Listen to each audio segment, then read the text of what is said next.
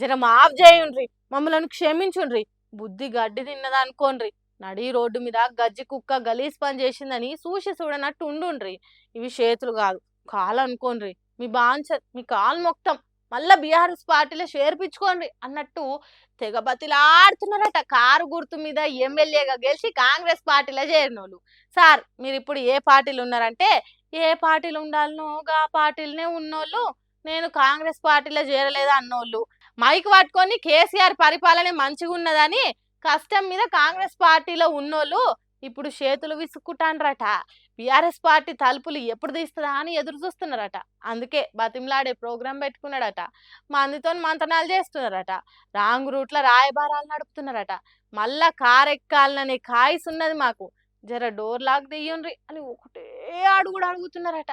మరి కాంగ్రెస్ పార్టీలో జరిగిన 2 ఏళ్లకే వాళ్ళకు ముఖం ఎందుకు ఇచ్చినట్టు అయిందో ఏమో గాని, ప్లీజ్ మమ్మల్ని బీఆర్ఎస్ పార్టీలో చేర్చుకోండి అని విశ్వ ప్రయత్నాలు విరివిరిగా చేస్తున్నారట.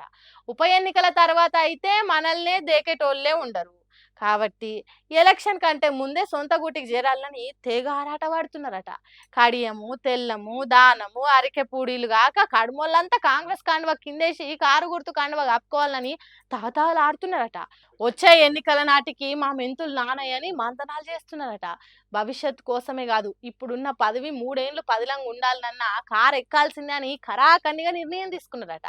సుప్రీంకోర్టు ఆర్డర్లు, స్పీకర్ విచారణలు, బీఆర్ఎస్ పార్టీ లాయర్లు గట్టి వాదనలు, అన్నింటికి మించి కాంగ్రెస్ పార్టీ అంటే జనం కసిరించుకునుడు తట్టుకోలేక బీఆర్ఎస్ పార్టీలో చేరటానికి తెగ దండలాడుతున్నారట. మరి బీఆర్ఎస్ పార్టీలు కార్డోర్ తీస్తారా? కాంగ్రెస్ పార్టీలో చేరిన వాళ్ళను కాలగర్భంలో కలిసేటట్టు చేస్తారా? చూడాలి.